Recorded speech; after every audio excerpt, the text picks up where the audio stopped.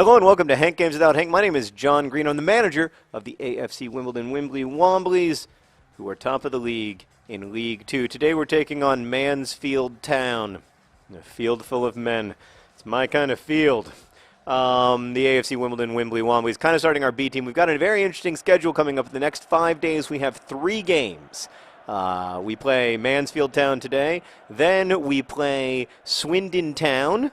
That's right, Swindon Town, the Swindon Town Robins, not the Swindon Town Swoodly Poopers, in the final of the John Stones Paint Trophy. That's a game we want to win because it's a trophy. We like trophies. And 2 days after that, we face Newcastle in an FA Cup replay after our 0-0 draw over Premier League side Newcastle. So that's a pretty tough run of fixtures for a League 2 club. We're going to do our best not to be tired. I don't know how to win that trophy and beat Newcastle. The FA Cup is our competition. I want to win it, but I also like guaranteed trophies, so I'm having a bit of a panic. Anyway, speaking of difficult decisions, today we're going to talk about a topic suggested by Project for Awesome donor Henry, who wanted me to talk about how to do big city jobs in small towns, and in general, kind of how to balance family versus career. This is very, very difficult. Like if you work in TV, most of the jobs are in LA or New York. Not all of them, but most of them. If you work in publishing, most of the jobs, in fact, the vast majority of the jobs are in New York. You know, if you're in the U.S. anyway. So Penguin, Random House, Simon & Schuster, Harcourt, Houghton Mifflin, they are all in New York. Now, there are other publishing companies. There's some in Indianapolis. There's some, you know, in any town you go to. But the biggest publishers are all in New York. So that is a huge challenge, I think, for people. Oh! Oh! Yabamba tried to get tricky. Should have probably just gone for goal there. He is Yabamba, after all. He likes to score. Like, this is a reality. Like, if you want to work in publishing, the best thing for you to do is to go to New York. If you want to work in video production, the best thing for you to do is to be in New York or LA. Now, like, I think the people who work here, for instance, in Indianapolis on Crash Course and Mental Floss and The Art Assignment, like, I think that they have very rewarding work lives, and, like, I hope that they stay a long time. But, like, you know, short of something like this, there just are not as many opportunities here.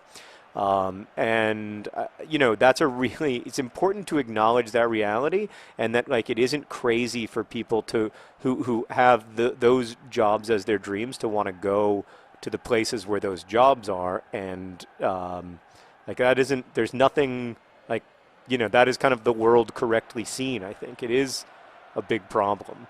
I think that some of that stuff will get better in some ways as we have more and more telecommuting, but some of it won't, because a lot of it's just about relationships. It's about and most of those relationships, certainly not all of them, but most of those work relationships are going to happen primarily or at least partly IRL. So, you know, sometimes it'll be people see your stuff on YouTube and they like it and they want to work with you, and it doesn't matter where you live, and you find a way to make it work. Sometimes it isn't going to be that way. Sometimes it's going to be people, you know, they know someone who knows someone who knows someone. And I don't, you know, like, that's a big, I don't know, there's a huge advantage to being in a city like New York or LA if you're interested in video production or publishing or whatever. On the other hand, I guess you could make the argument that the downside to it is that there's also, just as that's where almost all the jobs are, that's also where almost all the people are, so there's more competition in the labor force.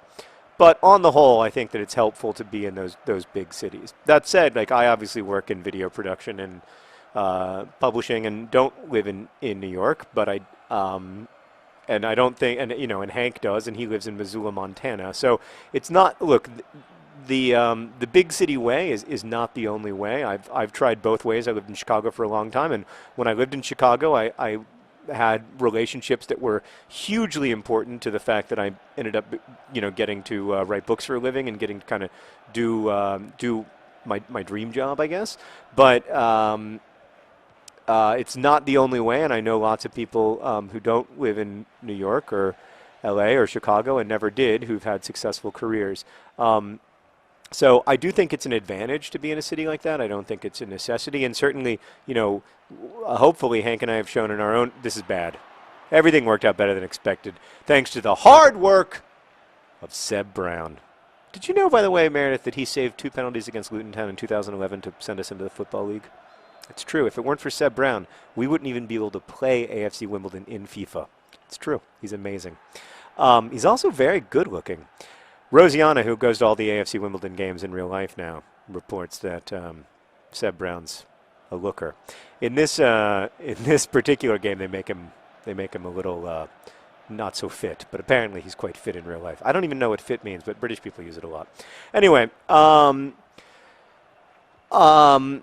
so I think I do think it's an advantage, but I think if you can talk to your get it, Seb. Oh, that's disappointing. Oh, Palmer, that's not good. But coming back from 1-0 down, it's kind of our thing now, and we are fielding our B team, and it doesn't matter if we lose this game. So there's a lot. It's of the next 3 games, this is the least important. This one only matters for momentum. Don't get me wrong, I'm a big believer in momentum, but that's all we need. Were we offside? Yabamba, I don't like to criticize you, but you don't have the best sense of when you're onside. Yeah, so I guess that's all I can say about the big city thing. It does matter. I don't think it's the only thing that matters, and I think hopefully. Hank's never lived anywhere but Orlando, Florida, and Missoula, Montana, and he's had a lot of professional success in industries that are not associated with either Orlando or Missoula. But I do think that's the exception to the rule. I think that it's a lot easier. Certainly for me, it's been a lot easier in Chicago. Now it's easy because I have established relationships, and so I think in a perfect world, that's what I would always do. I would go for a few years to a big city that I needed to be in, and then I would go and take those relationships that I established and use them to not have to live in New York or LA. Nothing against New York or LA, which are both lovely towns. I just don't want to. I don't want to live in them. I think they're kind of problematic. It'd be problematic for me to live there now as a writer, just because I think it doesn't. I wouldn't have the proper sense that I need of the actual characters I want to write about. But that's a different video. So I guess in the second half I wanted to talk about the second part of Henry's question, which is about family work stuff in general.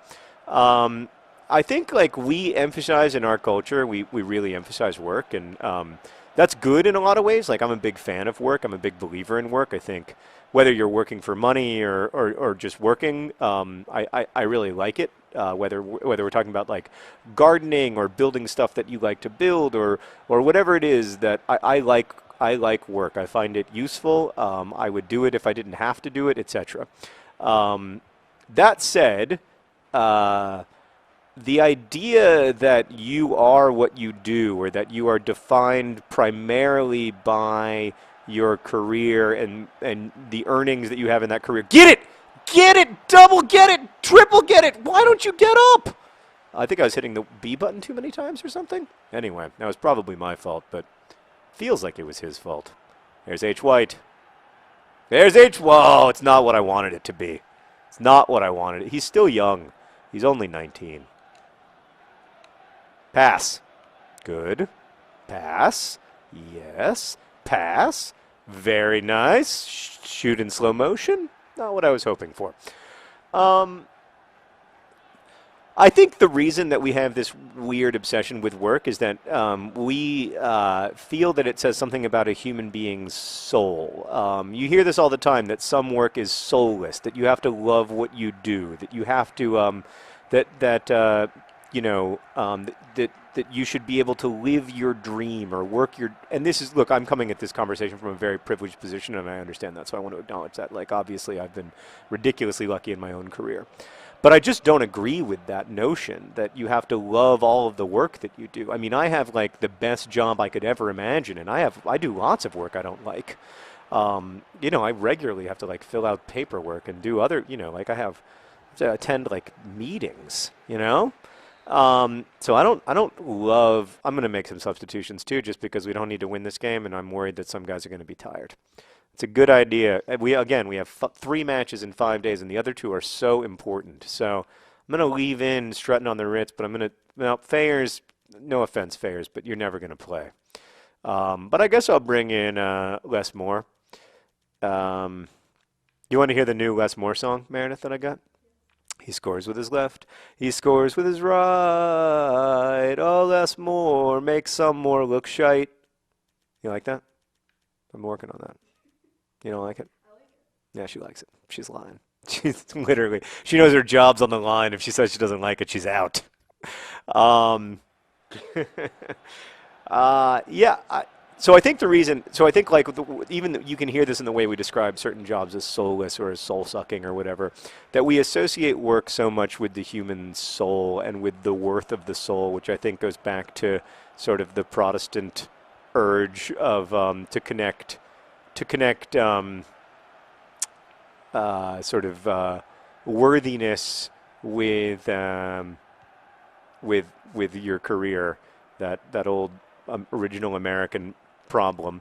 Um, and I think that dehumanizes a large number of people. I think it says that a lot of people have less soulful lives than those who get to do what they really want to do, and that's just not true. Like the inner life of someone who has a job that they dislike, say in fast food, can be just as rich as anyone else's inner life, and they can have all of the all of the meaning in their life, and they can have the same like complicated and important relationship with art. They can have the same fulfilling family lives as anyone else.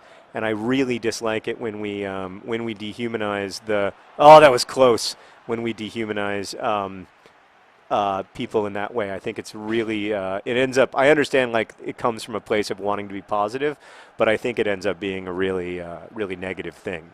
So I'm a big. Oh, it's Clucas. Good to see Clucas again. I'm a big believer in.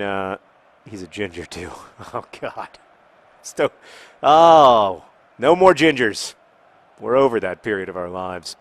But yeah, I think we have to. Meredith laughed because she has a boyfriend who's a ginger, I think. Is that why you were laughing?